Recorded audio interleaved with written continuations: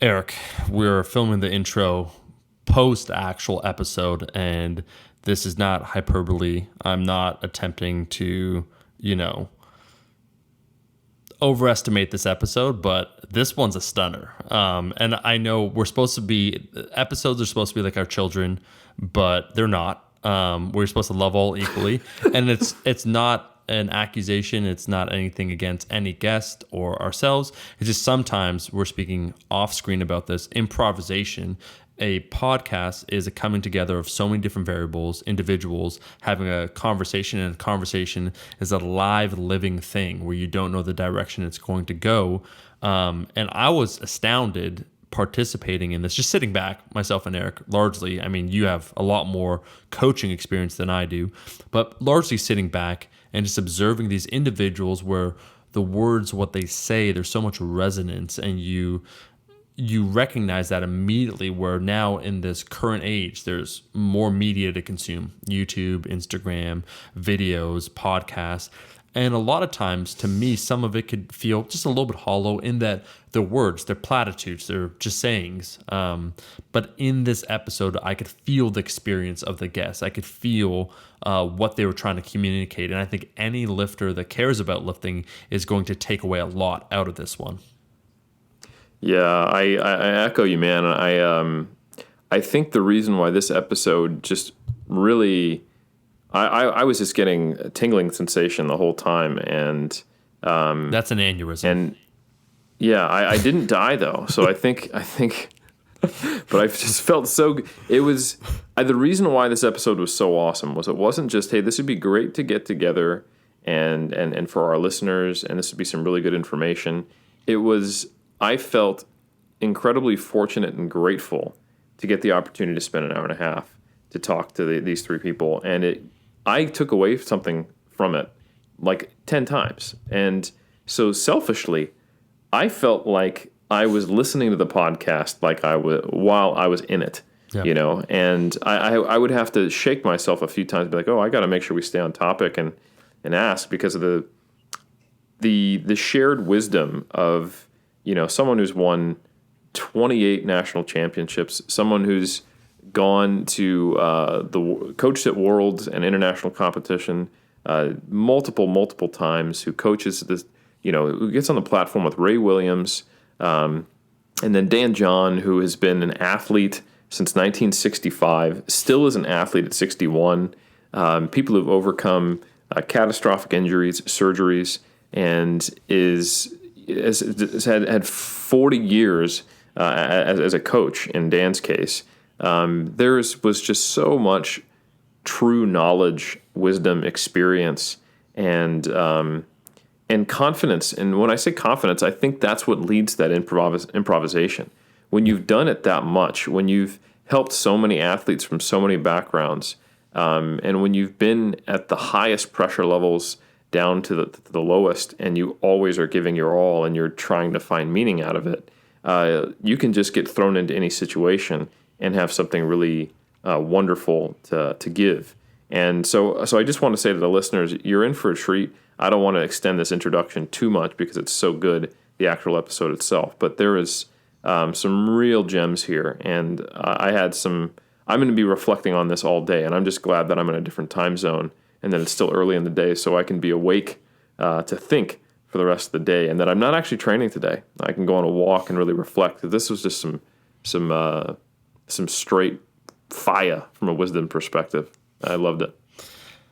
Yeah, I think you nailed it, where essentially to me what I observed is that competence, repeated bouts of being competent, builds confidence, where that's what we witnessed, where we could throw those three in any room to talk about anything to do with coaching, and they'll always have something useful to say. And that's just the wealth of their experience. So I think this episode is on coaching athletes of full career in trying to pursue anything, and it could extend. And that's why Dan is clear, where he actually says, due to some of his connections, some movie stars, Broadway actors, individuals that are outside of just lifting, he also coaches.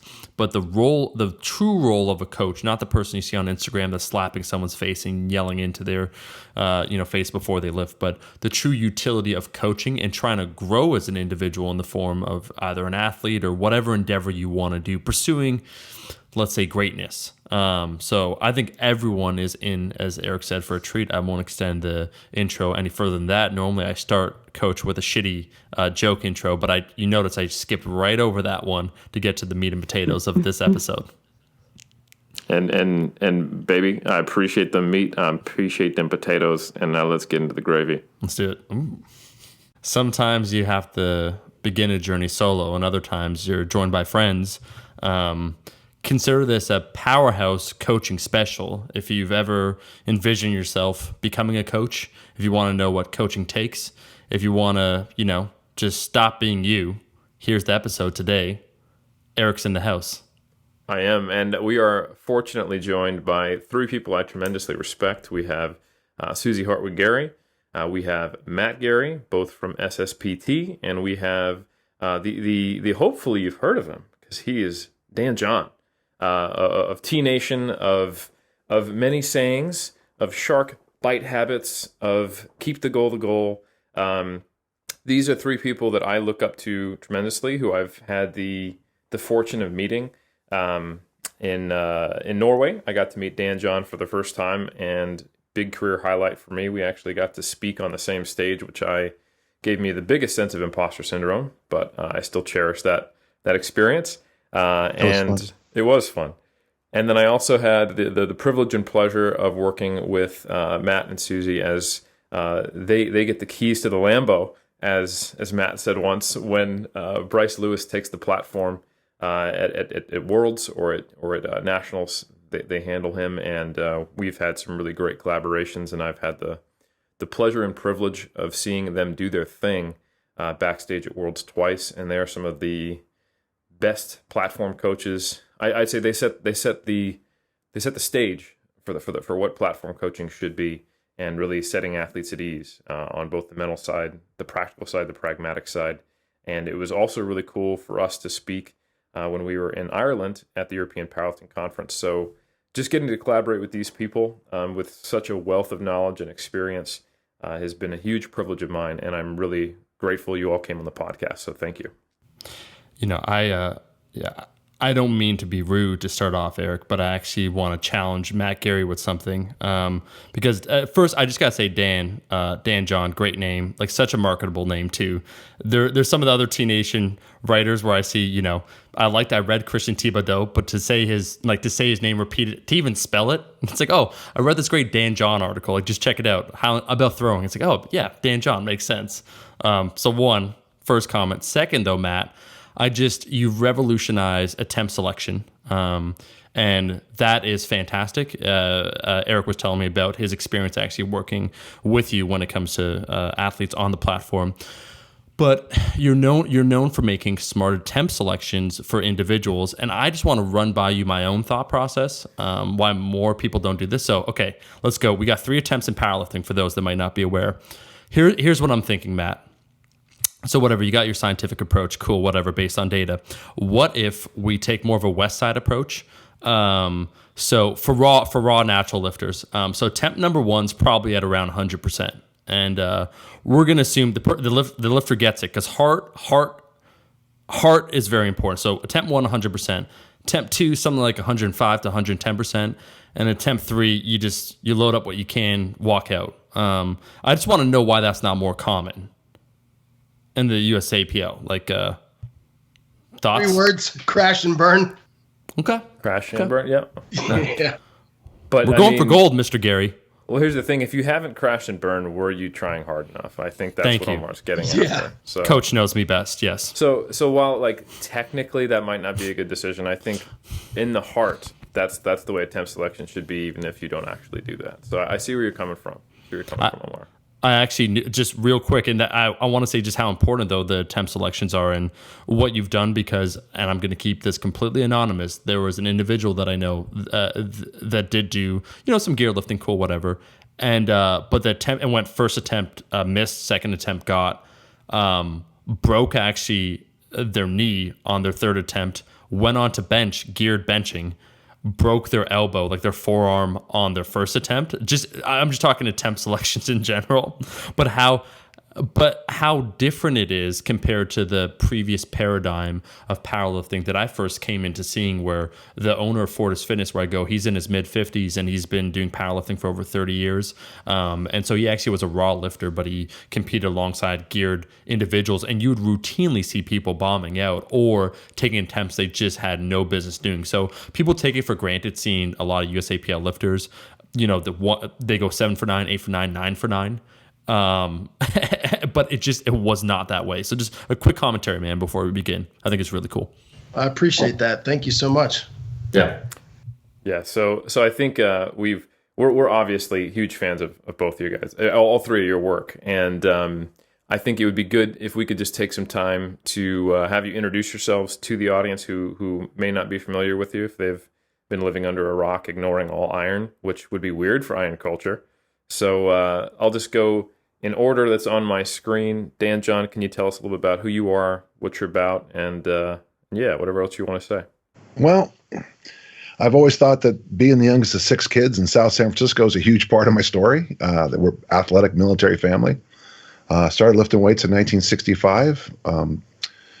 Discovered the discus in 1970. Paid for all my education. 1979, I started coaching. Strength. I think I might have been one of the first strength coaches in college in '79. I mean, especially in track and field. And then I've taught high school and college, and today I still teach religious studies for Columbia. And then over in Twickenham, London, at St. Mary's, I teach strength and conditioning to the master's class. I write books. I got a dog named Sirius Black who came in to join us, and wife Tiffany, who works for federal government, and 2 daughters and 2 grandkids, Danny and Josephine. So yeah. Awesome, and we're really pleased to have you here. Thank you. And just such a long career to I think that we can learn a lot from in this podcast, and we'll try to get through all 54 years of it in the next hour and a half. I think that's very doable. No problem. All right, next, Susie. The champ. I'm Sioux-z Hartwig-Gary, and I started powerlifting in 1991. I had actually lifted weights like 8 years before for a week in high school, but I was told girls don't have room to lift weights in the gym. But then I started up, and I didn't look back. I graduated a couple months later, and I actually moved from South Dakota to the Virginia, Maryland area so I could be closer to other powerlifters. Kind of said, oh, well, I have my degree, but I think I'll be a nanny so I can lift weights. And it actually worked out pretty well because I've been competing for 29 years now. I've been to, I think, 20 world championships. I've got to see the world competing, which is amazing. And then I started coaching. Well, Matt and I opened SSPT a little over 10 years ago. And I dabbled in coaching, but then I started doing a lot of coaching probably 6 or 7 years ago. And I was honored to be the head coach for the USAPL national Raw team from 2016 to 2018. So that's when I had the privilege of working with Eric and also at some nationals. And still going strong. I've done Raw and equipped lifting, love both, and actually just started back in the equipped this year. So I'm going to ask you to add a little on to that. So this is me prompting this. So don't feel like I'm you're still very humble. But so how many total records have you set just over the course of your career? I'll be honest, I don't keep track of how many. I just know the ones I have now. But I have the Master 1 equipped squat and total. I have the Raw open squat, and I have the Masters 2, all the national records, Master 1, all the national records equipped, and then raw, I think I just broke all the Master 2 national and world records. And that's current. And then how many world titles do you have? 6. And then how many national titles? 28 now. Just want to let that sink in for everyone. Just to kind of get the idea of level of quality lifter we have here. That it's an honor to have you on. So thank you. Eric and myself have 0 collectively, but As we were explaining to Matt, it's more about heart for us. You know, we load up that barbell. Yep. That makes three of us. Yeah, I'm the second place winner of the I'm not even gonna go. I'm the projected 15th place Masters 2 lifter in about 10 years at Worlds as a representative of New Zealand. So you're in similar company, Yeah, Susie. So don't rarefied worry. air. I appreciate it. It's good to be in your company. That's right.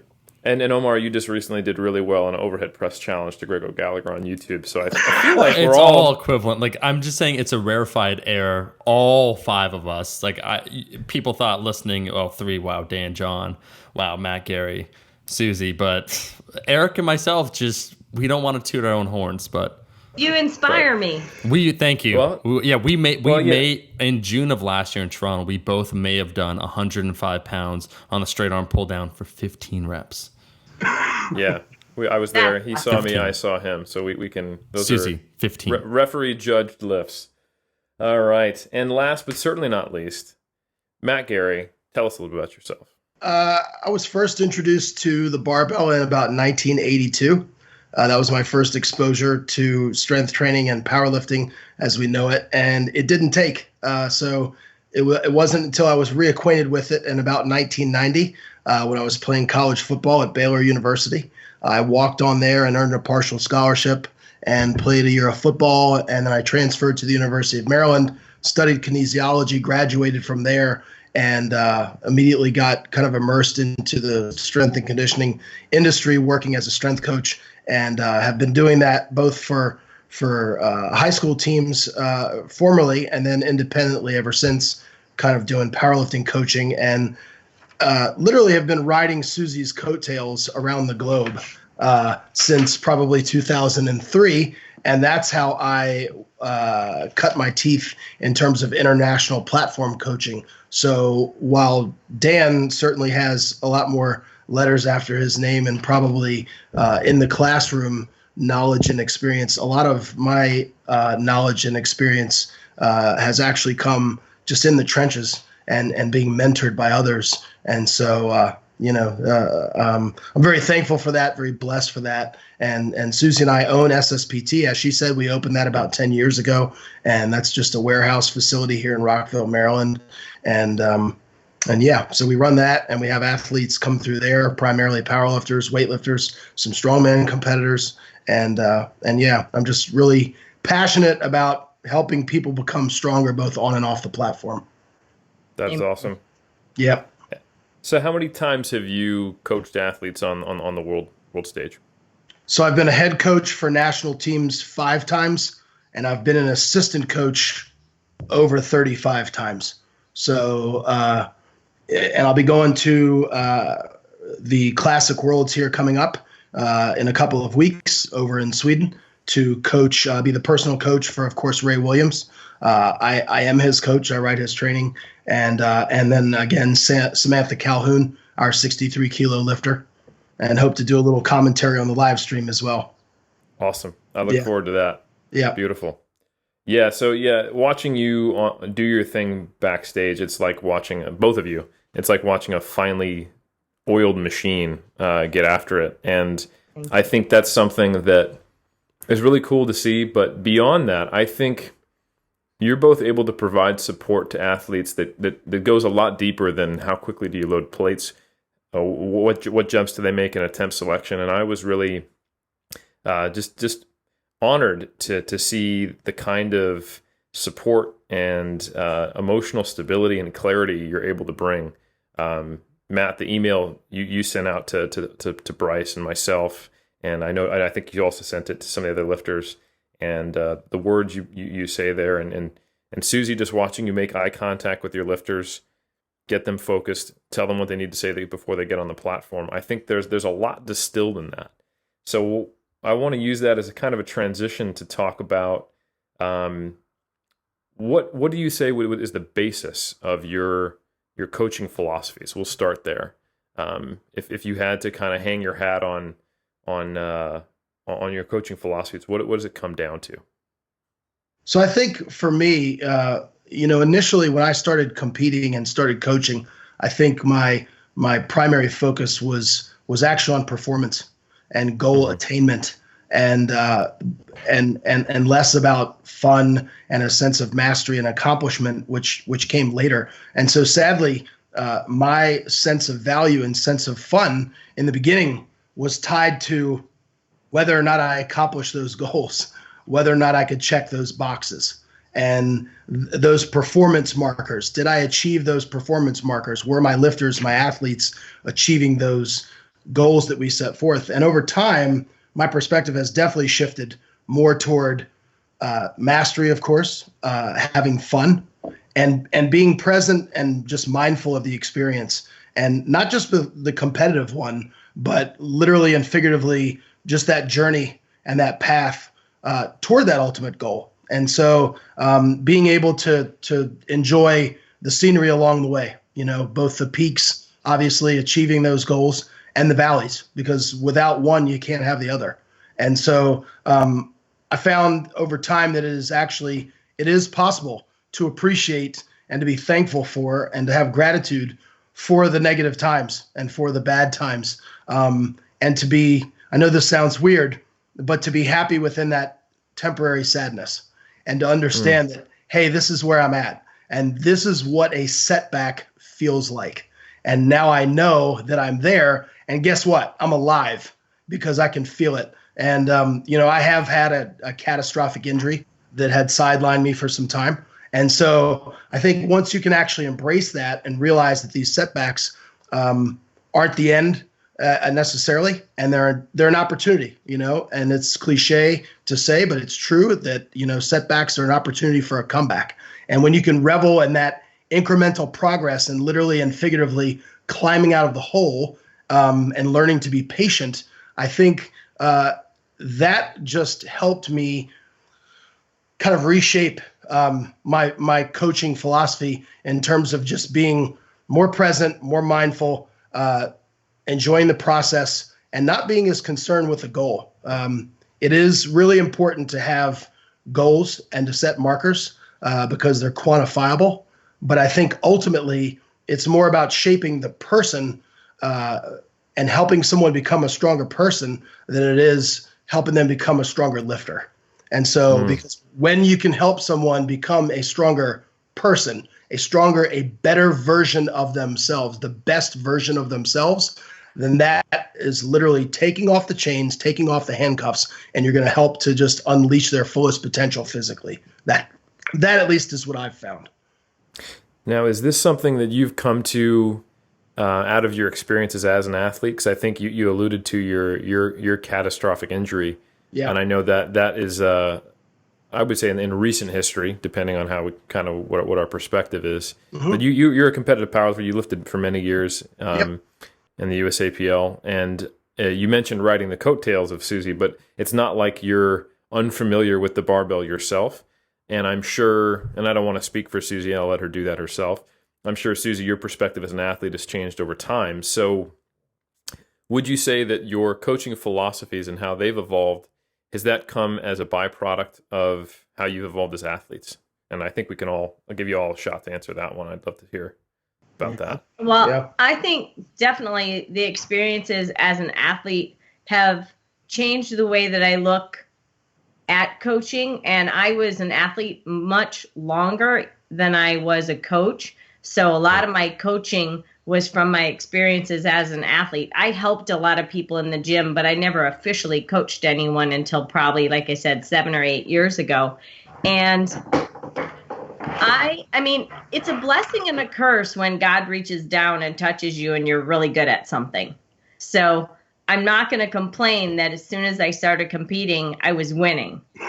I went to I'm not saying this to toot my own horn, but like I go to my first nationals and I won. No one knew who I was. No one expected anything. I had someone picking me up off the bench with the weight, handing off my bench, and I'd missed my first 2 benches, and my parents were in the audience. And when they were told if I missed the next one, I was out of the competition, they started freaking out. But I mean, that adversity and then getting past that at my first nationals and winning was just amazing. But then when I competed the next year, every single person in my life just assumed I was going to win the ADFPA nationals and go to worlds again. And then that put a lot of pressure on me that I didn't even realize. I felt like I had to win for my friends, my family, my hometown had already planned on taking a bus to the World Championships in Minnesota. I mean, it was pretty ridiculous, but that was a great learning, because after that, I decided, you know what, I love lifting, and I started to just dread it a little before I competed because of all the pressure that I felt I let other people put on me. So one of the number one things I always tell people when I start coaching them is, yes, you have to be really serious and very dedicated if you want to be your best self, but you have to have fun and you have to do it for you. If you're going out there and you're lifting because you're trying to please me, because you're trying to please, other people in your life, you're never going to be as good or last as long, because you're not going to have fun and you're not going to enjoy it, and you're going to feel extra pressure that you don't have to. So I always tell people, number one, you need to be enjoying what you're doing and doing it for yourself first. And obviously I want Matt to be proud of me. I want to have people that have helped coach me or help me with my diet. I want to do well for them also, but it's mainly for me. And so I put that on all my athletes also of, you need to be doing this for yourself. And you need to enjoy it, because otherwise, really, why are you doing it? Because even if you can win something, if you're not enjoying the process, and also just to not focus on the outcome, enjoy the journey, a little bit of what Matt was saying. If you hate being in the gym all the time and you only like competing, that's not necessarily a good thing. And if you only focus on one specific goal, and then if you don't reach it, you might have had a wonderful competition, but you didn't win because someone's stronger. I mean, one of my best competitions ever, I think I got 7th or 8th out of 10. I was at the World Games, and they combined 3 weight classes. But I flew to Taiwan. I went 9 for 9. I tied PRs in 2 lifts, and I was really proud of myself because I did the best I could that day. So I try to put that on other people, that it's not necessarily where you end up first, second, third, or 15th in the New Zealand Master 2s. As long as you've been your best self. So I think a lot of different lessons that I learned for myself, I try to use that with my coaching. I love it. So there's been definitely one has led to the other for you, very, very obviously, it seems, and some of those personal lessons on how to stay focused and have longevity. That's I think very informative. And then one other short thing is just like Matt was talking about setbacks. When you're in it, you don't necessarily love it, but I think all the couple of big setbacks I've had have been great for me as a coach, because people also listen to me and more intently when I tell them, I was told I might not lift again or even be a massage therapist because of a bulging disc. But instead, I did all the rehab and everything I was supposed to, and that was 15 years ago. And take the time off when your body really needs it, because if you don't, you're probably not going to be coming back very long. Speaking of longevity, we have someone, Dan John, I got to say your full name every single time. Decades in the trenches. How, first off, did your athletic career inform your coaching? And then 2, how has your coaching evolved over decades of actually doing it? Well, I guess I was lucky in a way, because my birth date, August 28th, is just a few days ahead of the cutoff. So I was always the youngest boy in my classes. And back then, parents, when you're the youngest of six, you're going to school. You're not going to hold you back for a year. Mom wanted to get out, So what was good about being the youngest of six and being the youngest in my classes is I always had to play catch up. And when I finally hit puberty, and I was an Irishman, that means about 19, I was able to really get ahead. But the lesson of that is I was the first in the ninth grade. I was the only discus thrower to do turns. Everyone else did standing throws because they were big enough to throw the 90 or 100 feet from a stand. But I had to turn to throw the 100 feet to beat them. The next year, when they learned to turn, I had throwing shoes. The next year, when they had throwing shoes, I was doing what I'd already had a background in weightlifting. When they started lifting weights, I started Olympic lifting. So one of the things it kind of helped me in my athletic career, speaking to my coaching career, would be that I'm not necessarily don't necessarily say I'm trying to catch the next wave. But what I'm always trying to do is just look downstream a little bit. What is the little things that, but okay. So it ties into my basic vision of how you coach. It wouldn't even matter what the sport is. We always joke that I'm a principle-based coach. Well, of course, everybody is, but the word principle comes from the root prin, means prince or prime. It means first. Yep. And simple comes from the root to capture. So to capture first place, what are the things you need to do? And it's kind of where I always start with.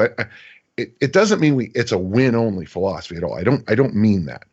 But the idea is, what is that?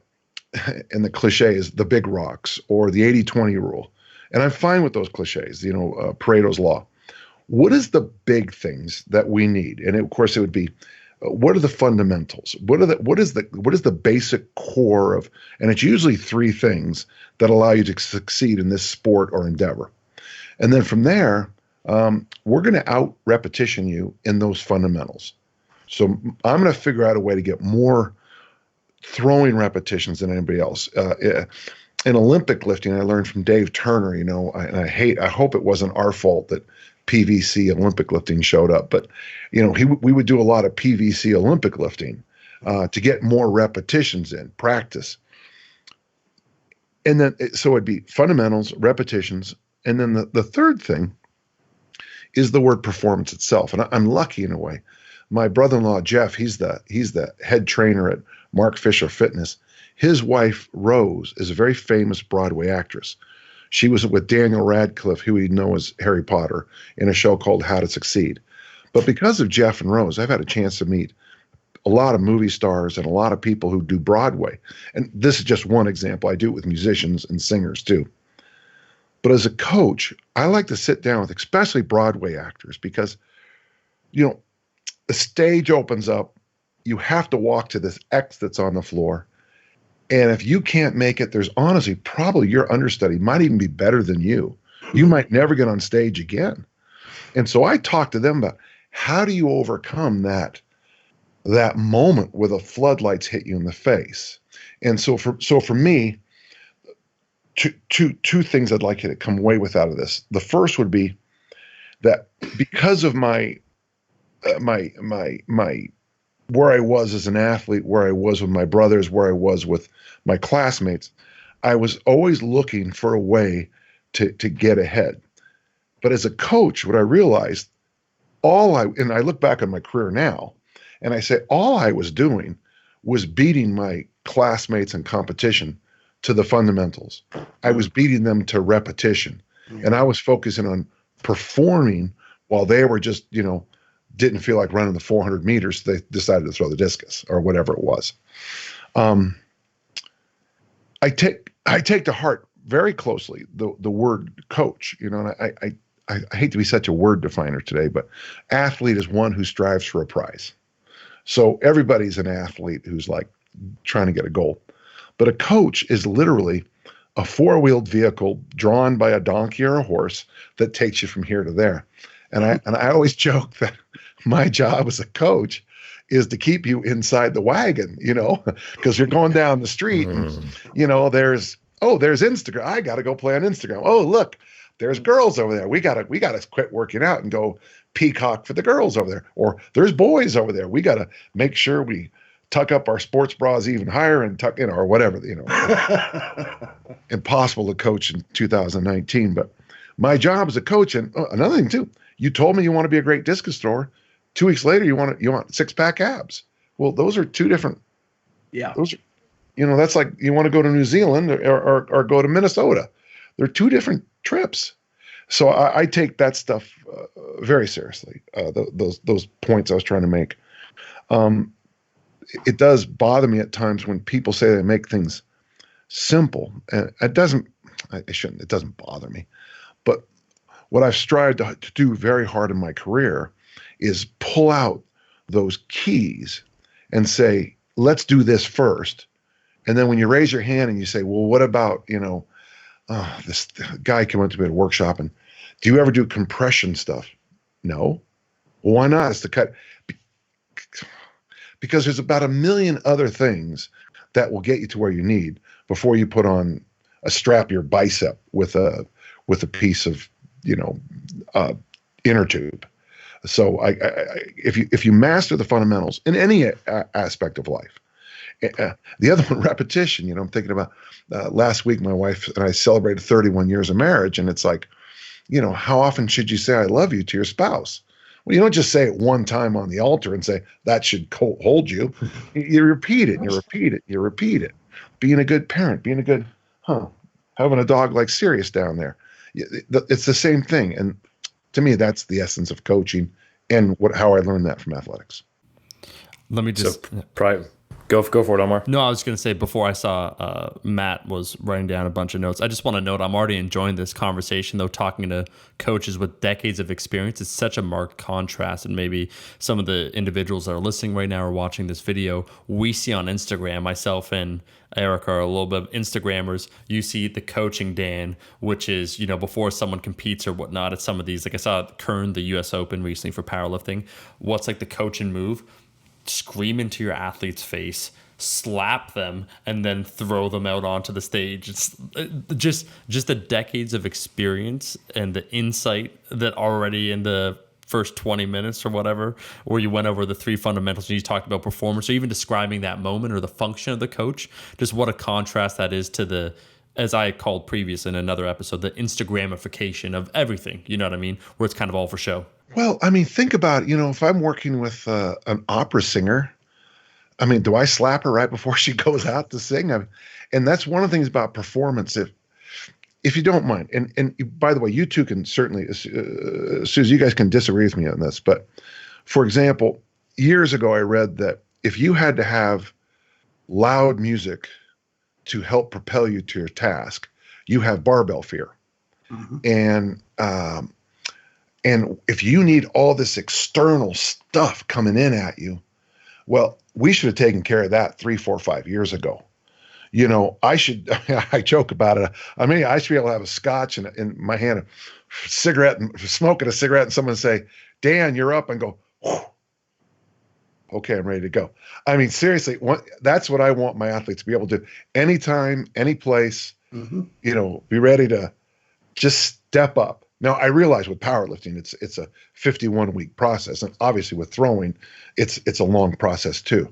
But I would love it if you didn't need all this if you didn't need the, okay, folks, I'm right before you compete. Look at me, I'm at the national. Oh my gosh, 100%. Just they say my name. One quick story. I don't want to go too far, but a couple years ago, I was best man at a wedding, and part of this wedding had a Highland Games. So I had best man duties, but I also was competing at the Highland Games at the same time. That's awesome. And so Can I just say around, that this sounds like the best wedding of all time? It was a pretty good wedding. So Nick Clark was running the Highland Games, and he goes, Danny. And I go, yeah. He goes, you're up next. And I walk over. And he said that when I can't remember whatever I had in my hand. It could have been a sandwich. I don't know. And he said, he looked in my eyes walking over, and then in like 3 seconds, it was the world, even though it was just a wedding Highland Games, he said he could just see in 1 or 2 or 3 seconds me put myself in performance mode. Mark, measure, next person comes up, and I'm shaking people's hands and thanking them for being at the wedding. And that's one of the now, why is that important? If you're a parent, you get a call at 3 a.m. or your child comes in and pukes on your chest, you don't have time to warm up, stretch out, make sure you have your mobility. You can't put your special hat on. You got to clean puke up and get a sick baby where they need to be. So I think it's a great life lesson too, to be able to, perform when necessary. Love it. Matt, Susie, did you have something you wanted to say there? No, I mean, I concur 100%. It's, Dan used the word performance. You can interchange that with execution. It's not about aggression, and this isn't some bar fight that we're getting into. We're lifting a barbell from point A to point B. And so there's no question that arousal and adrenaline can help. But if you need like Dan said, all that external stimuli, I think you're doing it wrong. I think you should be able to thrive in any environment. And remember, I didn't say I'm not anti-arousal. Right, of course. But the point is, the arousal has to be, you have to walk. It has to be inside of you. Yep. And I when people ask me why I don't coach peaking, we don't really. Of course, we're the throws. It's a little different on this, but in the throws, really, what should make you peak is when you march out with the other 12 guys at the nationals, and they introduce you to a huge crowd and you raise your hand like this. If that doesn't get you going, they play the national anthem. They, the pictures and the cameras are going off. Man, if you still need to, crank up your tunes, I don't know. Maybe I'm just too old school. I just don't think you need it, Well, and I think repeatable processes and having a lot of things the same are very important. But I think depending on certain outward things is where it holds people back. Like if it's not rock music, I'm not going to perform as well. If I don't have this, I'm not going to perform as well. And, some people need to be crazy focused. I'm not usually holding a cigar in my hand before I go do something like you, Dan, but well, I don't either. It's more of a joke. I remember being at a competition and just holding a conversation on stuff that had nothing to do with powerlifting. I hear that I'm 3 people out. I turn around, I start to focus, and it's funny because people mention to me a lot when they see the pictures of me waiting at the chalk box when I'm about ready to, when they're loading my weight. I am completely serious, completely focused, and then I'm really happy and smiling other times. And I have playlists that are a Christian playlist, AC/DC, 80s, hair bands. I listen to all different things, and if there's no music at all, it's like the fire within. And I think you hit it on the head. People shouldn't be dependent on other things. And it's funny you mentioned the Instagram because I haven't even posted videos, and I competed, what has it been, 10 days? I did make a post about 5 days after the fact, though. I'm way behind everyone, but I have other things that are more important. And when I'm competing, focusing on my next lift is more important. Yeah, I'll just piggyback on that just for 1 second. It's interesting being a quote unquote gym owner. Susie and I own a warehouse facility. And literally and figuratively having the keys to the kingdom allows us to train whenever we want. Now, I would say 99% of our training takes place during normal business hours. But as owners, we can go in whenever we want. And I'll say that over the last 10 years, some of the greatest training sessions that I've ever had have been there all by myself, totally alone, in complete and total silence, with no external stimuli going on, where I've hit some pristine lifts, either rep PRs or weight PRs, and done some things that I've never done before. And then at the other end of the spectrum, sometimes it is nice to have that competitive atmosphere and have some of your friends around you, and thrive in that setting as well. But it's just to say, at the end of the day, you don't want to use either, scenario as a crutch, or don't use something to support you up. You should be able to execute literally, as Dan said, under pressure and on demand, which means not on your schedule. Yeah, it's funny you say that, because the great insights in my career have come from training outside. I have my own home gym here. It's a world-class facility for a home gym. I train there alone. I have an intentional community that comes train with me. I do the bulk of my workouts at a gym called Epic Fitness. But I think you need all of it to shape a career. So you need. I always worry when people fall into the either or trap, whether it's theology, politics, life, judgments, whatever, because generally it's both and certainly I think you need to have a time for. And the way I build arousal into my athletes is I make them sit in a chair and wait. So as a thrower, not throwing makes you anxious. And so I'll make them sit in a chair, as what happens at big track meets. You're supposed to start at 3, but it's 5. You're supposed to go and you don't. And so one of the ways I try to train my athletes is by going the opposite of throwing, to no throwing. And then they say I'm terrible at it, but I try to give them stress and I say bad things about them, but it doesn't seem to work, because I'm trying to teach them you build up the inner, turn it on and turn it off, turn it on and turn it off, and learn to adjust. This hand is tension. This hand is arousal. And down here would be your heart rate. Those are 3 things I think you can control in the moment as an athlete to bring yourself where you need to be. And if you're too much, now I bet in the deadlift you can have a lot more craziness than you would, say, in the bench press or the squat. I don't know your sport well enough. In my world, you need to, like as a discus thrower, you need to really bring things down. Shot putter can have much more of those. So you need to learn as a coach, not only where the athlete should be dialed into as they attempt to compete, but the methods of teaching them to know where they need to be.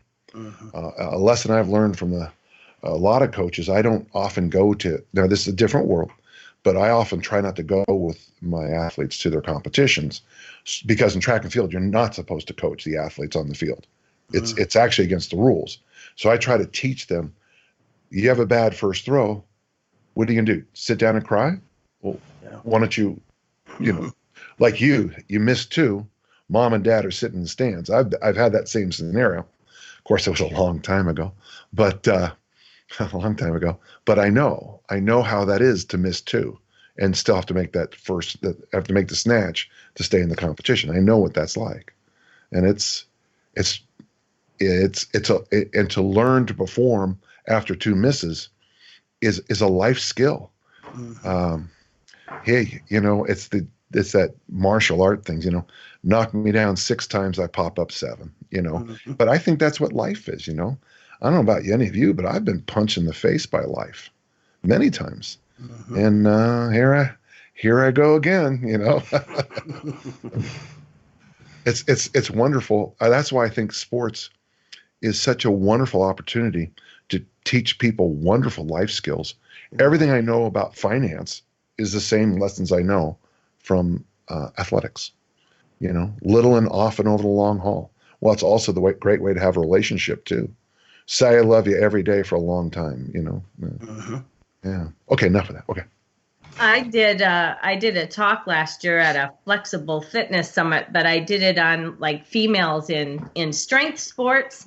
And it was funny because one of the biggest things I found when I talked to all these different people that did athletics, whether it be a 76-year-old lady that's been training for a year and a half with me, or, world champions, very little of the biggest things that they got out of lifting was strength.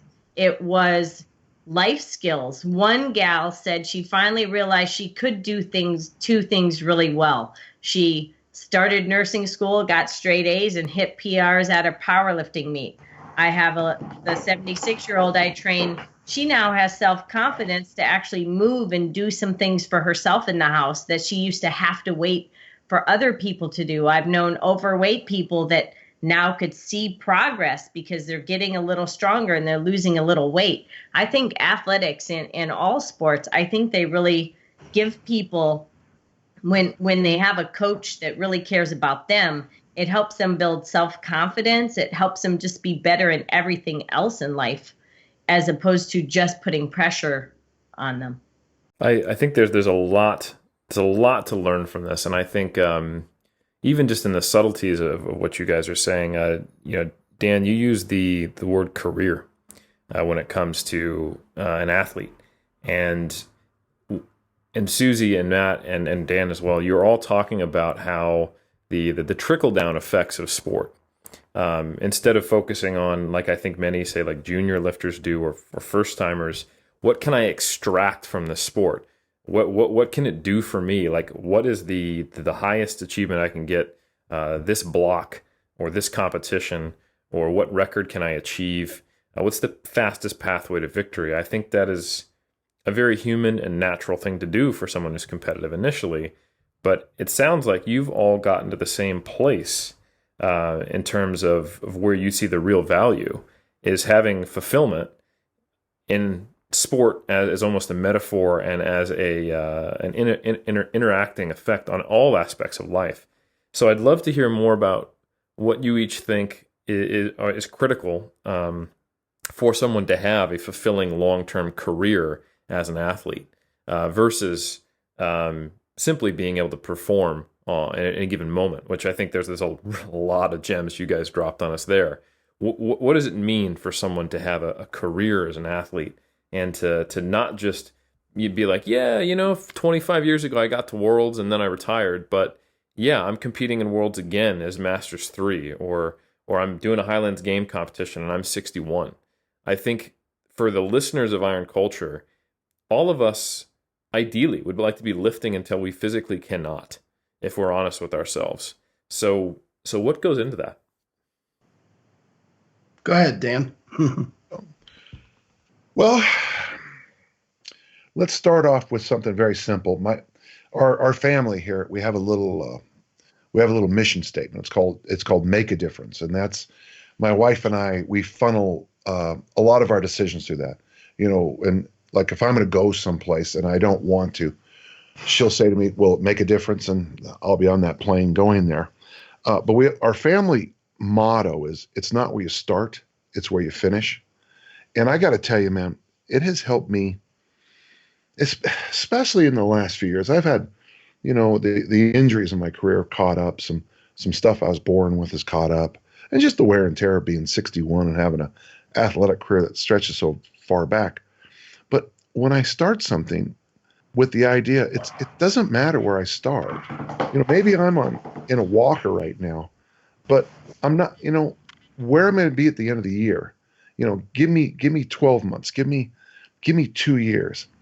The great thing about having an athletic career is that, well, I was going to say we have 4 seasons in Utah, but it doesn't seem to be this year. So far we've had winter. Winter is coming and it stayed. For those Game of Thrones nerds.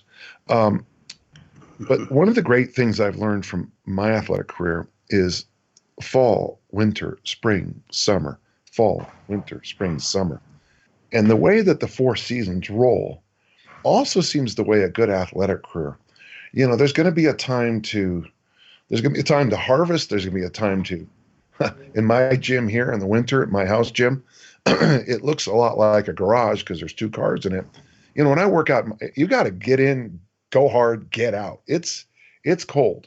But when the summer comes around, I'm outside playing around. I guess the thing, if you can handle a career, is that there's going to be a time for growing, a time for planting. There's going to be a time for letting things back. There's going to be a time for going hard.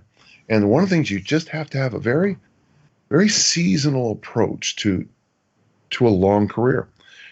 For every up, folks, hello, you're going to step back and, like Rifkin says, it's either a cliff or a step down. But you cannot, these people talk about linear periodization. I want to strangle them because there is no place in life that you constantly just go up, up, up. Doesn't happen in finance, doesn't happen in relationships. It doesn't happen with your relationship with your kids, your spouse. So one of the nice things I've learned is that song, for every season, turn, turn, turn. It really is true in athletics too, is that you almost want to throw your arms around the off season and learn to embrace how fun it is to not do anything. And then when you start to come back, you should embrace how lousy your legs feel when you haven't squatted for a while. And when you go to stand up after sitting down, and there's that muscle that you thought would never get sore again, but yet here it is again. I think you need to embrace that. Yeah. Love it. Matt, Susie? Yeah, I think I love Dan's kind of, for lack of a better word, agricultural or farming analogy in terms of seasons. Our life works that way. It's divided into these chapters or seasons, as Dan said. And so I think, not to repeat what he said, but when I think Susie and I are probably working with anybody new and who's, touching a barbell or becoming athletic for the first time, regardless of their experience. I mean, we want to know what they're bringing into what their context is, what their life context is.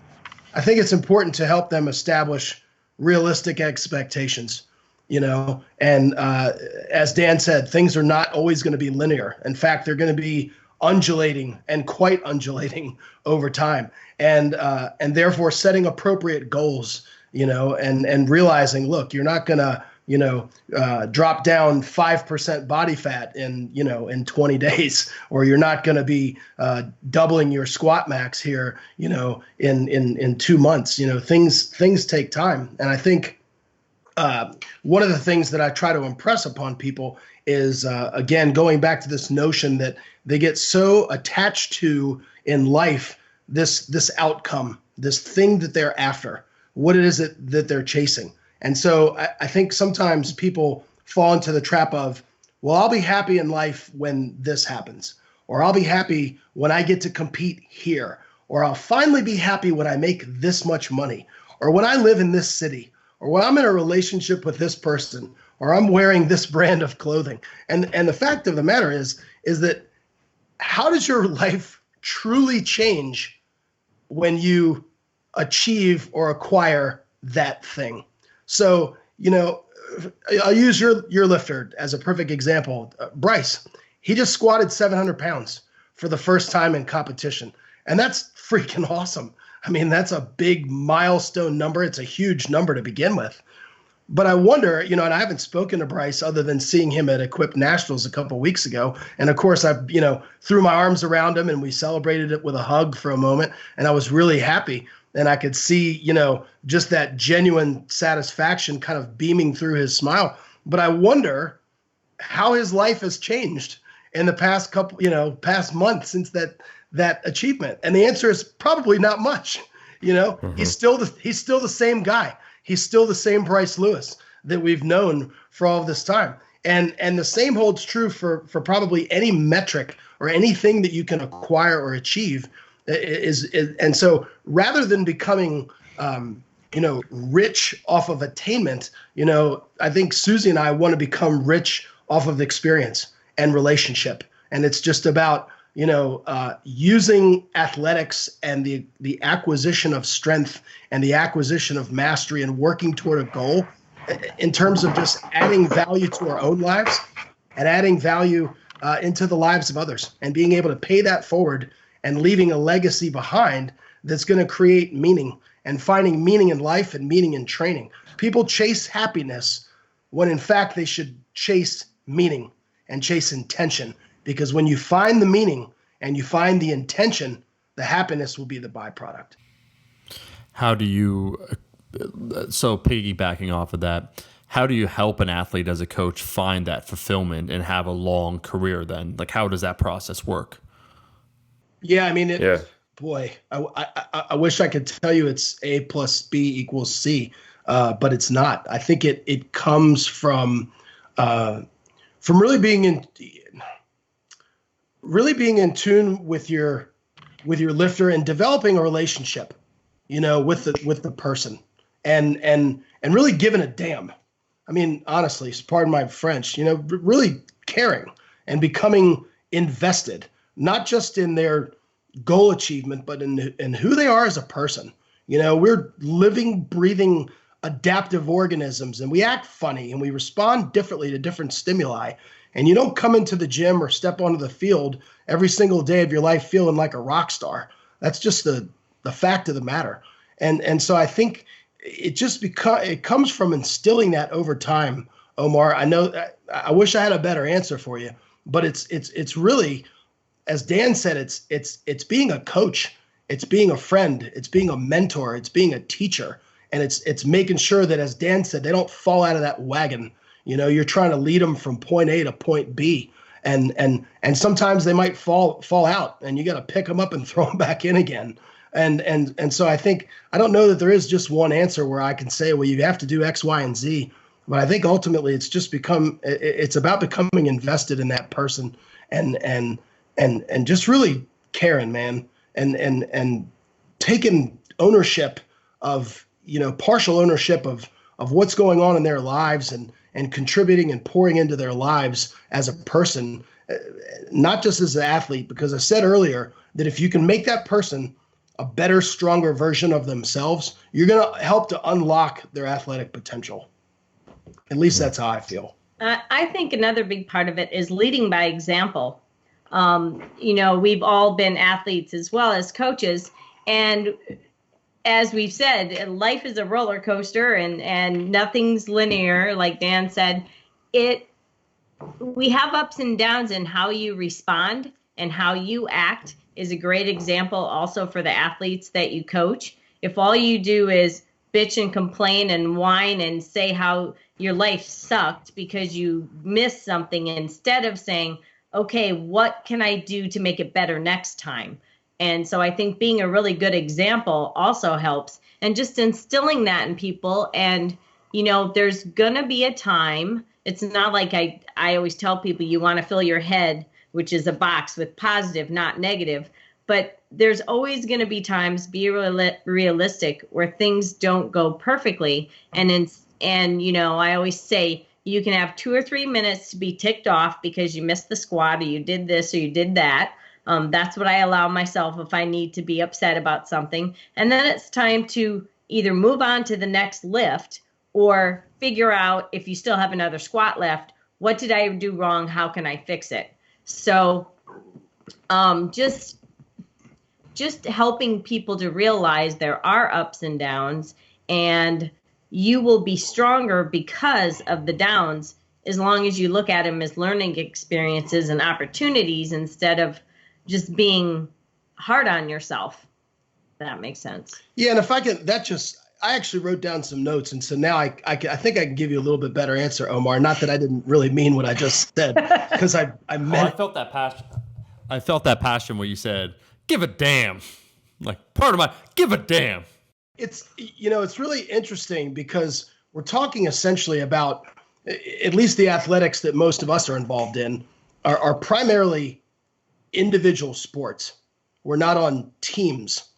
Dan was a thrower, and I think perhaps he was part of a collegiate team or something like that. But his performance was based on his performance. His outcome wasn't based on what his teammate did. And so that's true for throwers. That's true for Highlands Games athletes, for weightlifters, for powerlifters, for bodybuilders, for fitness enthusiasts, et cetera. It's really interesting that in individual sports like those, it can become about that community and about the relationships and about those shared experiences. And there's a comfort in knowing that, there's others out there who might be going through some of the same things that you've been experiencing. And so again, I think it goes back to one of the best things about our strength athletics, and competing by yourself, is that there's the progress, it can be so incremental, and so you can always add 1 more pound one more kilo to the bar. You can always do one more rep. If you're throwing for distance, Dan can always throw just a little bit further. And so you can also decrease your time if you're, a sprinter or a CrossFit athlete or something like that. And so I think it's those tangible goals that keep us pushing forward. But similarly, the flip side of that coin can be very damaging because they can create this never satisfied mindset. So we just talked about Bryce. Well, Bryce just squatted 700 pounds. So what's next? Well, he can squat 701 or 702. And people, if they're not careful, can fall into this notion of it's never enough and I'm never quite satisfied. And yes, that's a good thing because it keeps you inching forward and it keeps you pushing. But you lose sight of what you could be drawing great satisfaction from, which is the actual journey, drudging through the drudgery and enjoying those relationships that you're forging along the way. Well said. At the risk of delving into the waters with truly amazing coaches and giving my 2 cents as from my coaching career and my academic perspective, I'm going to, because I think there's some things that you all distilled which share some commonalities. So there's a theory in human motivation and in coaching philosophy called self-determination theory. And it's the idea that humans are happy and they find meaning and value in life and fulfillment through attaining autonomy, competence, and then relatedness. And those are things you all touched on. Dan, you talked about how your athlete has to go to competition without a coach and be able to perform and do well. We talked about how just the whole concept of taking everything you're learning from sport and having it trickle down to the rest of your life, that's all about autonomy. It's not just you're my athlete and you're going to get this gold for our team. It's what are you going to get out of this? How does this make you a better person? That's autonomy and competence. And you both talked about, relatedness and how finding a community through sport and finding meaning through it is where the true value is rather than just chasing those numbers. And one thing I have found is a way to transition people more towards aligning with those models as a coach is when I initially get an athlete who is very, very focused on the external rewards, whether that means they are, I would say, highly extrinsically motivated and they want the gold medal, or less so, and they're more focused on progress, but they're never satisfied, like you said. Even if they don't have the squat roll record, they want the next incremental PR. Is getting them to slowly shift from winning to then focusing on improvement, to then eventually focusing on not just improvement, but maybe defining improvement differently, more holistically. How did they feel about things? What did it mean to them? And then eventually that becoming an embracing of the process, so that kind of that kind of 3-layered cake becomes this nice solid base of enjoyment of the process and of lifting itself and how it affects their life, to then personal improvement and to then winning. Because the only thing out of those 3 you really have control over is enjoying the process. Amen. You will get to a point when you can no longer put another kilo on the bar, whether that's due to injury, old age, or if you're lucky, actually getting to the peak of your personal capabilities genetically, which you're never even going to know if that's the case. And what do you have left? And maybe you can't win anymore. So does that mean you stop lifting? And I would think that's just be such a tragedy if you got to the strongest part in your career and all you got out of that was to say, yeah, this numerical value was what I got out of it. This 300-pound squat or this 500-pound bench press or what have you. So I just wanted to add that and just kind of unify some of the things you were all saying, because I think there's a lot of gems there. And now I will shut up and allow our guest to speak. Well, I think what you just said, Eric, man, you hit the nail on the head, because that number or that metric, that measurable, is going to ultimately, in the end, be the least of what you should have gotten out of it. The absolute least, because records, PRs, all that stuff is going to fade. But what you're going to remember is how you made other people feel and how they made you feel. And so, and that enrichment and that enjoyment of, as you said, the process and the journey, and you can have fun and you can enjoy losing or not have, I mean, Susie went to Taiwan and got her teeth kicked in by some girls who were stronger than her. And but you know what? She performed well, and she had enjoyment in the process and enjoyed the moment. And that was a very just rich moment for her, even though she didn't come away with a trophy or a medal. Mm-hmm. I think there's a lot to be said for that. I think one thing that also helps with longevity, so many times people have a certain number and they have this big number, like a woman in the 114-pound class. I want to squat 300 pounds. And right now they're at 150, but they don't have any other goals in between. They're going to be unsatisfied for a very, very long time. So I always tell people, it was many, many years ago when I was squatting around 300, and I was like, oh, it'll be really cool, because usually it was 2.5 kilos at a time that I tried at my meets. But you always have, okay, well, hopefully by the end of the year I can do 315, and hopefully before I quit lifting, I want to squat 400. That was equipped. But I knew that goal was going to be a long way away, but I set a lot of other goals in between. And it's good to have lifetime goals because there's something that you can keep kind of striving toward. But I think the most important thing, and Matt always jokes with me, I tend to find good in just about everything. You could drop me anywhere in the world and I'd be happy living there, because dang it, I'm not going to let my situation make me unhappy. That's just me. And I think if people could spend a little more time enjoying what they're doing as they work hard, because working hard can be fun. I love to go in the gym and lift weights, and I'm sure Dan loves to throw disc and shot and all the things in the Highland Games. That's why we've done it for so many years. But if you want to do something for a really long time, you have to take joy in the ups and the downs, but you have to have a lot of small things that you're reaching for and have long-term goals.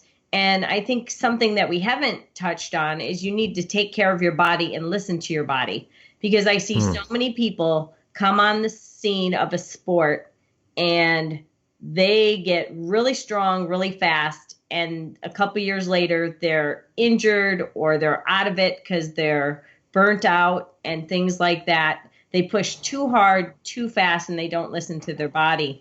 And I think one of the reasons that I've been able to have my career as long as I have is being proactive also. Don't just go in and beat yourself to the ground or do like I did when I first started. If it was written on the piece of paper, I did it. If it was 3 sets of 8 in the squat and everything was hurting when I was doing 3, I still did 5 more because that's what it said on the paper. Now, I don't know if it's because I'm older or wiser or both, but I might go in the gym and it's supposed to be 5 triples, and my first set, something feels wrong. So I do a single and I'm like, I want to get this right. And my second set, I might only do a double, but then I do triples thereafter, or maybe even I hit a set of 5, but I listen to my body. And I think too many people are so worried about getting to their goal as fast as they can that they push themselves so hard that they actually hinder themselves. Mm-hmm. And I do massage, chiropractic, stretching, hot tubs, different things. People spend so much money and so much time Instagram and Facebook and money on fancy clothes and fancy cars. I like to spend money on my body and keeping me fit so I can continue to do what I love and spend some time in the hot tub and things like that. So I think it's also being proactive and taking care of your body, because remember, eventually you may not feel it so much when you're 20, but it's going to catch up to you. And it can catch up really fast when you're just pushing really hard for this big goal and you're not taking time to, as we've all said, enjoy and incremental PRs. Well said. Dan, your thoughts? Well, one of the questions you guys asked us in the pre, and it follows up on Susie's point, was, what is, I can't remember if it was the mistake or what, but Coach Mon told me in the fall of 1977 that to be a great discus thrower, you need to lift weights 3 days a week, throw 4 days a week for the next 8 years. And, I wanted to rush it. I wanted to get there faster. And one of the lessons I think I've learned in life and my coaching is you can't, okay, if it took you 8 years, I'll do it in 4 by, and then you shove it. And even, with the drugs and sports and stuff, people try to, I'll talk to these guys at these local gym bums who are on drugs. It's like, you never even gave it a chance. You didn't even give your body a chance to adapt normally. But, it just, one thing Matt said that kind of rang a bell is, the original meaning of the word fit is to knit. Now, it's Old Nordic, of course, what it means in Scandinavia now, fit has a different meaning than what we have. But, I always argue to people, you might have the best career, but if your kids hate you, if your neighbors can't stand you, you're not fit. If people, if you're known to be a sexist, a misogynist, a horrible person, even though you throw the discus farther than me, you're not fit. You're not knitted. And I think one of the most important things, the research comes out all the time. Yes, exercise is important for longevity, but connections are much more important for longevity. And that's one of the great lessons I've learned from my career. I'll get these emails, phone calls. I'll bump into people, I go to these events and kids will tell my kids about these stories from a football game from 1984 and about this thing that happened. It's usually the funny stories. And to me, that's the best part of the coaching career and the athletic career is the friendships, the camaraderie, the meals, the laughs, when you guys go and travel internationally, there's got to be a dinner or two, usually after, but sometimes before, that's just fun and funny stories and silly stuff happens. And, I always make sure I tie the word fit right back to the word passion, because, we joke about it at St. Mary's about these students will write these things. I'm passionate about strength training, but they never Olympic lift. They never in the weight room. They never do the stuff they're told to do. The word passion means to suffer. And, one of the things that you have to do if you want to go on this journey, both as a coach and as a husband, my wife's not home yet, so I can get away with that one, as a parent, is that you're going to suffer, man. You're going to suffer. Everything that's worth everything in life that's worth anything, there is an amount of suffering that goes into it. Well, but in the suffering comes the clarity, and whatever you want to say, the word, when I say love, it's a great word, but I love what I do, but it's also because I'm like my daughter, the old joke. I mean, when my daughter threw up at me at 3 a.m, it's not the most romantic. It's not the picture you're going to see on my Instagram account, me covered in puke. Yay. But it's what makes you keep going. And when we talk about failure, I hate this. It sounds awful, but you almost want to throw your arms around failure, because from failure is the seed of greatness. Kahlil Gibran, that famous statement he made about when you're sorry, look into your heart, and you'll see that what made you most joyful now brings you sorrow, like at the funeral of your parents. And when you're happy, look into your heart, because deep inside there is your sorrow. So whenever I overcame a horrific event, an injury or anything, or my athletes falling apart, and then the next year we win the thing, that's what makes it all worth it. If it's linear and you just get better every day, I don't know if you'd have those highs and lows that make a difference. That's right. I think it does definitely take the lows to really appreciate the highs, because absolutely, if you're always win, do you really appreciate it? If you don't have to work hard and you win not working hard, it's just that satisfaction of getting knocked down and getting back up and showing the world I'm getting back up. It's like it makes it. I know that when I couldn't compete for a year and I came back, and it took me a while to get back, but it was like I am coming back. It was better than before I was hurt. Mm-hmm. There's a great Twilight Zone episode. In fact, I'm sure it's on YouTube, where this guy's a robber, and he gets shot. He gets in a shootout with the police, and his next waking moment is he's in this casino where he always wins, and there's always beautiful women around him. He always has a drink in his hand. And the show goes on. It's just like that. Finally, he asked the guy who runs it, he goes, it'd be nice if, sometimes I'd lose at roulette. Oh, we can make that happen. How often? Half the time? And then finally he goes, listen, I figure that, maybe I don't fit in here in the afterlife. Maybe I belong in the other place. And of course, the guy starts to smile and his face darkens up. His ears go up. He goes, this is the other place.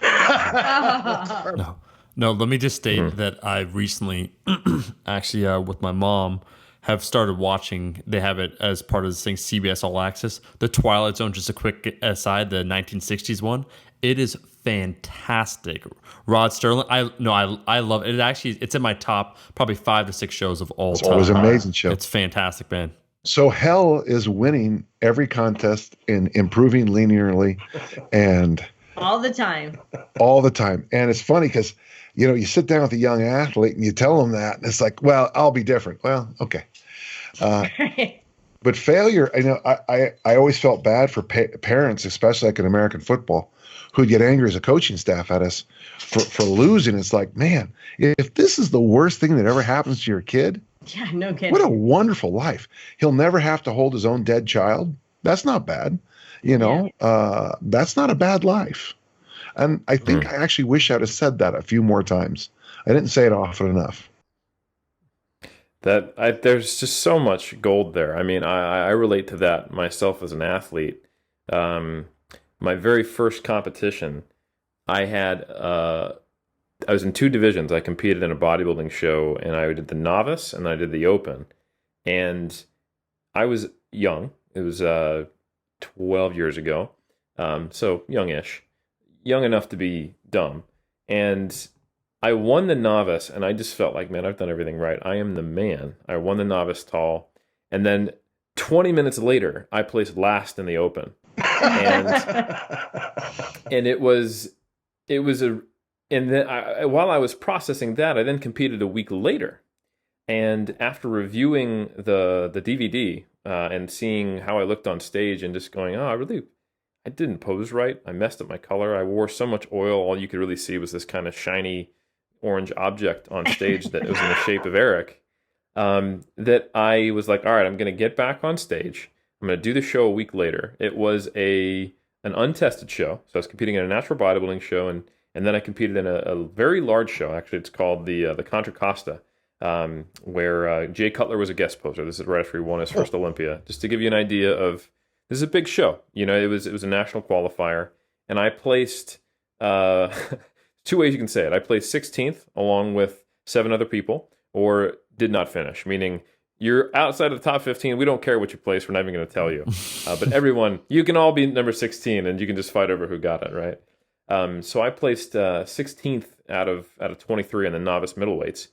And when I saw the DVDs and I saw the pictures, I realized that out of those 3 competitive outings was where I was the most satisfied. It wasn't that I won against a semi-lackluster field compared to my abilities, or lost against a better field compared to my abilities, but rather that I had learned from that and then brought something that I was proud of, even though I was among a field of many other people sharing the same placing as me. And I'm glad that was my first competitive experience, because it did help me to embrace the failures, because, loss is what tells you what you care about. And I think getting too wrapped up in the fact that you lost and forgetting what that signals, like, oh, wow, I really care about competition. This is valuable to me. I think that can help you have that longevity, because I've seen people who get so focused on the frustration and they get caught up in the pain of losing or dissatisfaction of not hitting those incremental PRs because they're focusing on something external and ignoring the fact that, man, I really care. That then when they retire, it's this bitter, awful retirement. Like I stepped away from bodybuilding or powerlifting or whatever because it just, the politics or something. Even if they internalize it, I couldn't handle it. And they forget that all of that struggle that they had is actually the inverse of passion. That tells you exactly how much you care about it. And if that can be harnessed, man, it's just such a fulfilling experience to be in competitive sport. So I really love that you guys talked about that. That's just something I wanted to highlight and piggyback on. Yeah, loss can, I feel, crystallize intent where you suffer that defeat or the setback. Where I kind of was talking to Eric about this in previous episodes, just dealing with some injuries and so forth.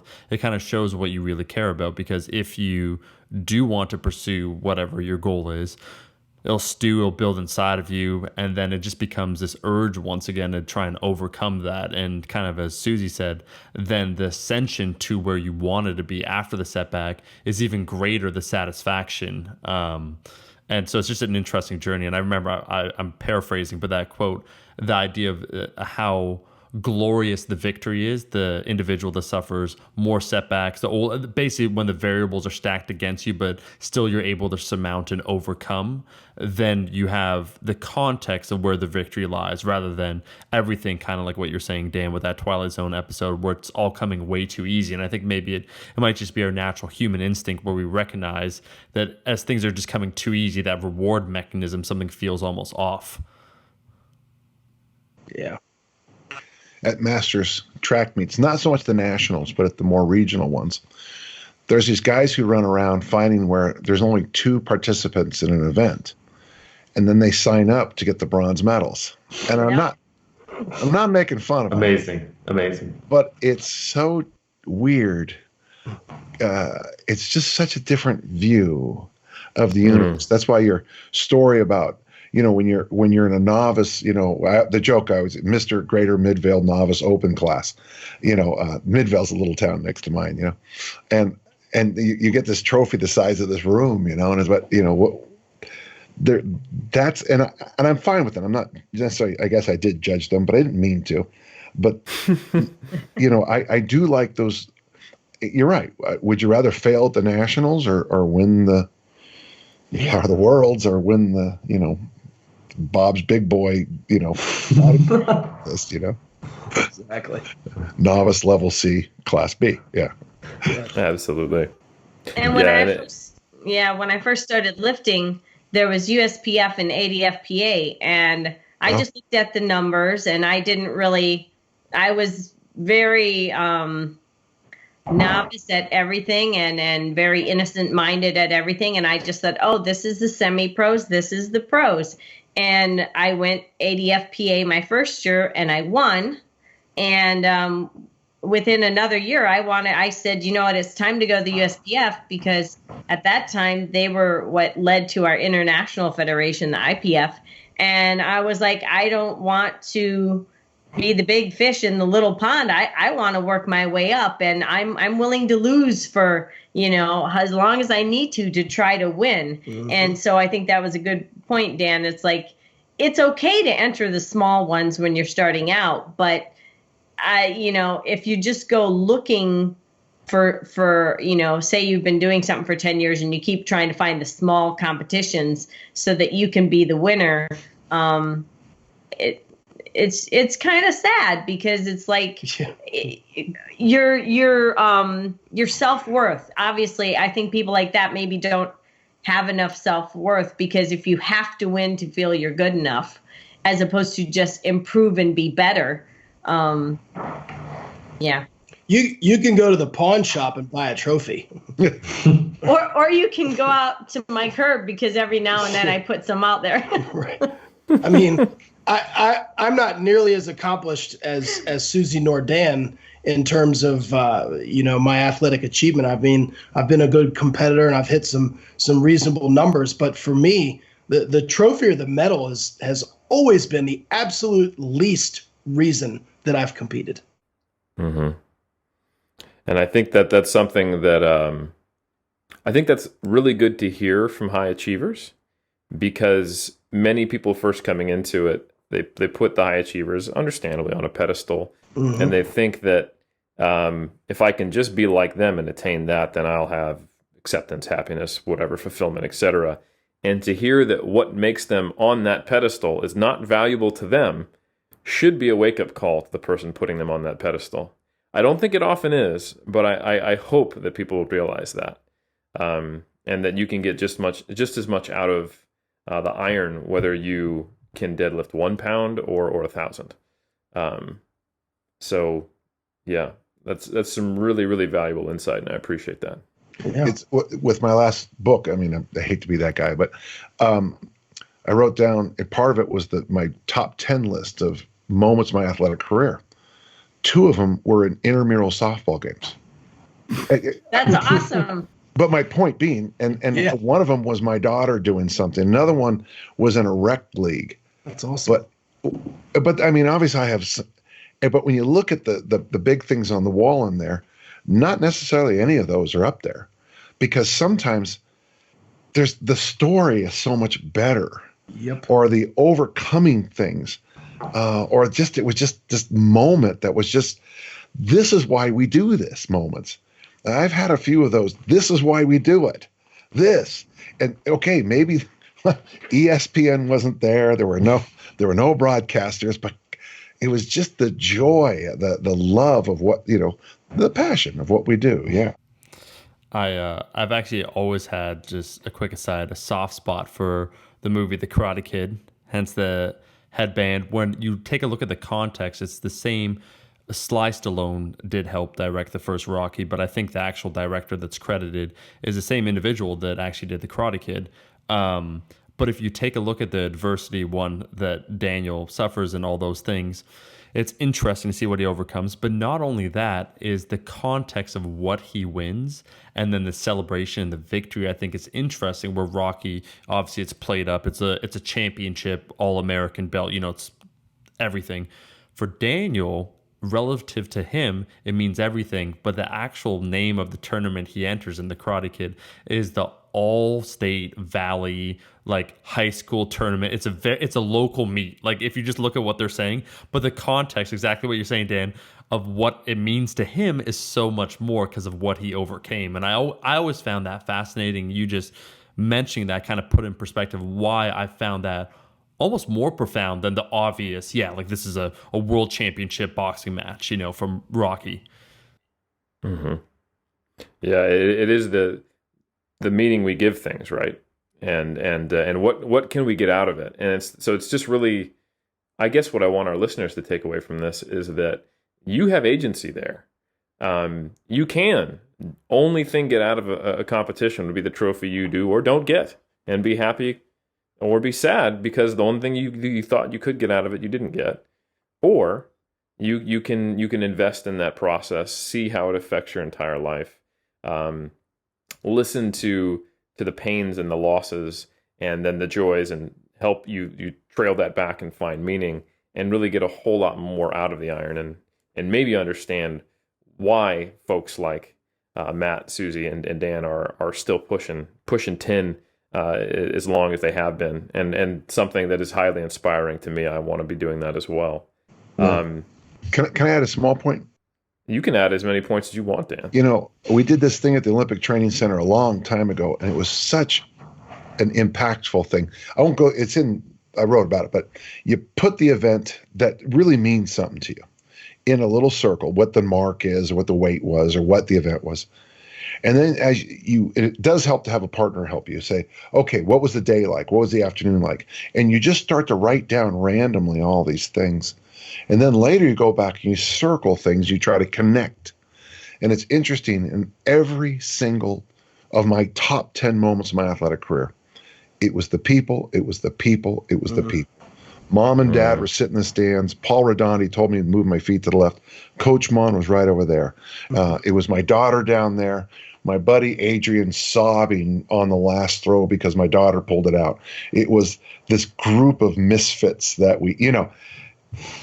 it's the people. For me, it's the people, it's the people.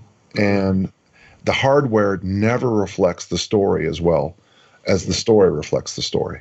Yeah. Ed Cohen said the same thing. Yeah. He said his favorite part about powerlifting are the people and the memories that he has. He said, yeah, the records are great, but Yeah. Well, and you know what? Records fall, they come, they go, but the people, the experiences, I love competing. I love competing in everything I do. But what I really look forward to when I'm going to competitions, especially if I go to a world championship, is seeing the people that I only get to see like once a year. Like it's hanging out and getting to spend time with my friends from around the world. It's memories from the banquet or cheering someone else on. And it's funny because I really love lots of photos, and I was thinking about this when you all were talking about something just a minute ago. One year I had a friend, when I posted pictures from my top lifts, they're like, "What was the matter, Susie? You didn't smile in any of your photos. Like, you usually smile when you're lifting." And I said to him, I said, "No," I said, "honestly, it's because I didn't struggle during any of the lifts, because I don't do it purposely. But when a lift is really hard and then I start to push through that hard part, I get this shit-eating grin on my face that I can't get rid of.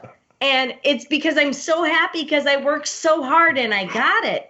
But if the lift actually is kind of hard but smooth, then there's no reason for me to smile. I'm just working. It's like I don't do it on purpose, but it just makes me think about it. It's like how happy it makes me to when a lift is harder and I push through it. But it made me think about the pictures, and it's like when I think of worlds, I don't look at any pictures of a medal I won or even me on the stand. It's like me hanging out with my friends, or Matt and I spending a couple days seeing whatever part of the world we're in afterwards. It's so much the experience and the people, just like Dan said. It's, the fact that my father's flown to 3 different world championships, and, all of my siblings have been to some of my competitions. They traveled, and my mom and dad, went around the U.S. to a lot of my competitions and stuff, or friends that would show up. A lady I nannied for came to one of my competitions. It's just the love and the just the genuine. I don't know if it's like this in throwing and everything too, but I find in powerlifting, like, we're all a little strange kind of character that you all have something in common, because, we're lifting heavy weights for fun, just like you're throwing heavy things for fun. It's, I don't know how to explain it, but it's the camaraderie. It's the camaraderie. Yeah. I love it. It's the same. It's the same thing. I think we could all echo each other until we literally had an echo chamber. But I'm cognizant of time. I know we're coming up on that hour and a half mark. So I want to take this moment just to open the floor. And if anyone wants to say anything that we think might be critical, could have been missed, or something you want to leave the audience with before then you tell us a little more about where they can find you and what's going on in your world. So I just want to open the floor up to anyone who wants to speak. Did you have anything else? Dan, if you've got something, knock it out, man. Well, a new book just came out. It's called 40 Years with the Whistle. This is my 41st year of coaching. Wow. But, Awesome. Yeah, but it's just it starts off with this. I call my 10 commandments of coaching. It's just basic stuff. But the part that I'm most proud about is the central part, the middle part, where I talk about my mentors and the people who stepped up for me. Mm-hmm. And they're all kinds of stories.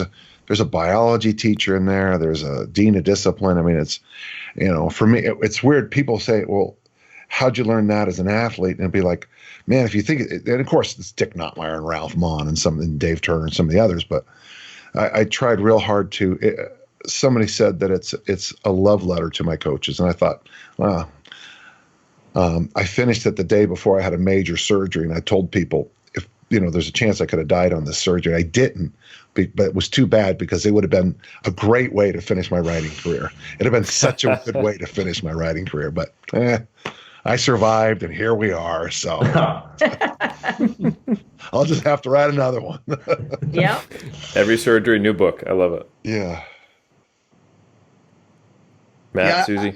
I don't know that I have much to add other than just in terms of what we touched on earlier, I guess in terms of a career and long-term athletic development and life development as a person, I think your greatest ability is availability. And so, and then piggybacking off of availability is durability. And so, and I'm not just talking about physical availability. I'm talking about being emotionally and spiritually available to yourself and self-care, emotional self-care. And so I think that's really important. And so you need to, you've only got one body, you've only got one heart, one mind, and that holistic approach, you need to take care of it all.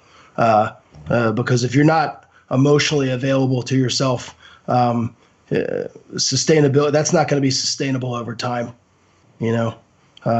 so I just kind of wanted to add that. One thing that I would add is just, there's always going to be people in your life that you have to have in your life that might be negative, that might be naysayers, that might always bring people down.